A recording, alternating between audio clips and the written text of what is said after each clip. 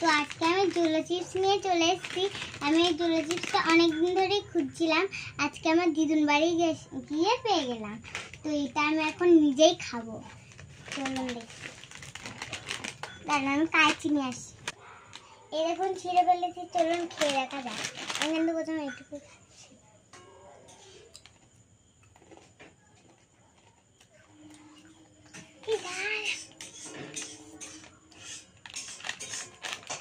এই দেখুন, আমার কিন্তু অতটা ঝাল লাগেনি এখনো। এখন খাচ্ছে